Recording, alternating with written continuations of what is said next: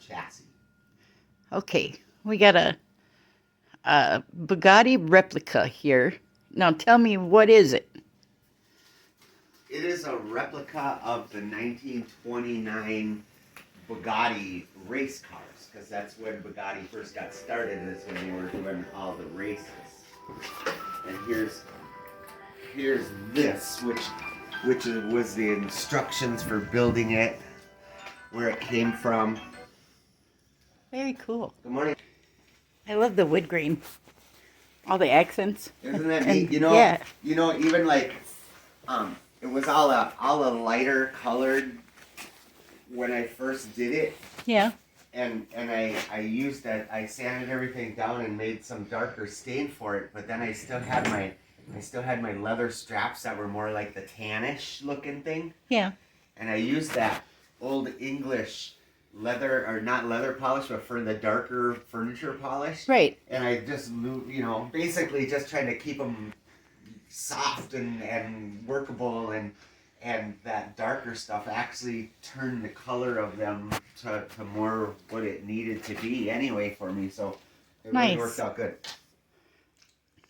So now this is a body kit, and it's on a what? On a Volkswagen? Yeah, it's on a 1964 Volkswagen. Okay. Was it hard to do? I mean, was it? I bought this car in, I think it was like 1995. Okay. And I drove it around for a couple years, but it was really, really, really unsafe. There was so many things that it was dangerous to go around corners. The rear suspension wasn't working. The front end was way up in the air, higher than the back end. I mean, it was terrible. And it had this little tiny 1200cc motor in it. And I blew that up because I was in my younger day, rough on things, and just beat it, kind of. and then I pushed it around in my garage for probably, well, I moved twice. I pushed it around for probably 25, 26 years, maybe, something like that. Wow. But I left it in one piece. Yeah. And then the only way I could fix some of the stuff that was broken on it was to take the whole body off. Which isn't a hard thing to do, but when you're raising kids, you're working, life is happening, it was hard to do. So I left it, and honestly, I didn't even know if I was ever going to get this thing going in my lifetime, but I changed careers, ended up with a little more time on my hands, my kids grew up, and one day I said, today's the day. And I ripped it completely to shreds and just started from scratch. That's awesome. And now you're winning awards. Yes. I didn't realize you won the Pi Day Award, too. Yeah. What awards did you win this year? Well, I did the Grand Timber. I won the first place there this year. Last year I won the second. But then I won the Pi Award. Okay. Then... Didn't you win something in Brook Park too? Yep, I won Forest and Fun Days this wow. year. And then I won the Rods and Rust Car Show second place. And then the other one is actually for my Mercedes for a couple years back at the Rods and Rust. Nice. And that was a first place, and I guess them were both firsts. Wow. Very cool. Yeah, it was all shocking. I never expected such things out of my car. Well, you don't see a Bugatti every day. Yeah, and when you do see them, they just don't look, some of them, I mean, they're all over the place. They're in black, they're in red, they're in blue, they're in white, they're in all kinds of different colors. But I always thought the white looked the coolest. So when I put a wrap on it, I put the brightest white that we could kind of find and put that on there. Yeah. And it was a very complicated job to do too with the vinyl wrap because of all the fins and like the fake rivets and all of that kind of stuff. So it was a real complicated car to wrap. I bet it was. It's not, especially the rivets and the hood louvers. Yeah. That would be tough to do too. Can we look under the hood? Oh sure. The hood's underneath, but I'm gonna grab a strap. I mean a thing so we can hold it open. Now those are fiberglass, right? Yes. Is the whole thing like up fiberglass? here, like a radiator. The radiator really isn't a radiator because it's air cooled. Gotcha. But the radiator is, even like today, the millions of dollars that you pay for a Bugatti car, they still have the same kind of grill as of today as they did way back in the 20s. Wow. But this is actually my gas filler. I fill my gas through my radiator cap, and then it goes down into a pipe and then goes down into my gas tank, which is all underneath that. And then, of course, you got the Bauga horn. I put some stainless steel in the front there. Oh, nice. So, you know, to kind of keep it all kind of nice. And I formed the wood that goes around that whole strip right there, and then I stained that as well, so you couldn't see like the different. You know, you didn't see where I cut the stainless. I kind of made it all hide that way. Wow. And It's kind of nice. You got a big trunk in the front. It is. You just got to make sure that you don't put anything in the way of the steering. The steering. I seen that. I'll just do my seat here.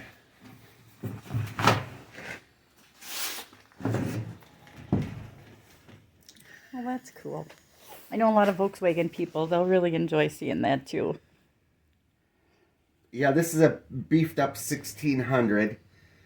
And I haven't decided if I'm going to do a supercharger on it or a turbo. I got some other ideas. I have a turbo off a small Honda that I could do, but I don't know if I want to convert it from naturally aspirated into fuel injected. Yeah. You know, so I don't know. I'm still debating on which way I want to go with my motor, but as of right now, I got the highway speed transmission in it, so you can do.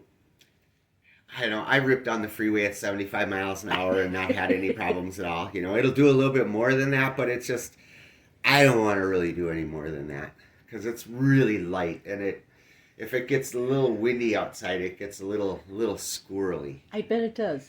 It's pretty small and pretty light, and It is. if you're doing 70 miles an hour.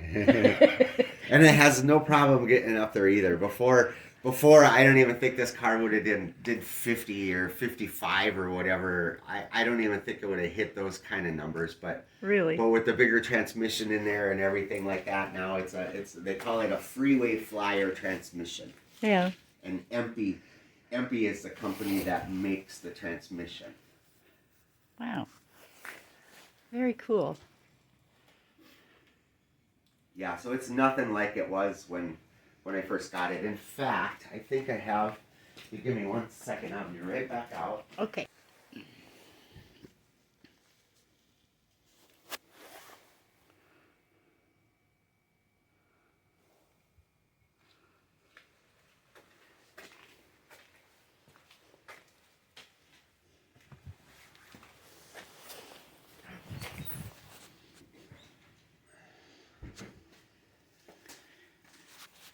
What do we Here's got? a couple pictures of when you can see now it's a lot brighter than it was, but that's what the original was, and it looked like Grandma's couch seat, you know, and Yeah. That is a lot brighter. yeah, it is. And then I have a couple more with the roof on it, Oh, wow. which my roof isn't done yet. I mean, I still have it, but it's pretty grody looking and not really. And you see like how that the front end was so much higher than the back end and everything, and yeah, so it took a lot. And I put drop spindles in the front to lower the front end, which then made all of my fender brackets not fit correctly. I changed the size of the tires. I did everything. So now my last step for body wise is this is on there, but it's not on there quite right yet. It's just not uniform quite right to the tires, but at least I've got new brackets made and everything like that, where now I have something to work with to get my fenders on there. Yeah. It needs to actually be pushed back down in the mud flap a little lower to the ground in front and stuff.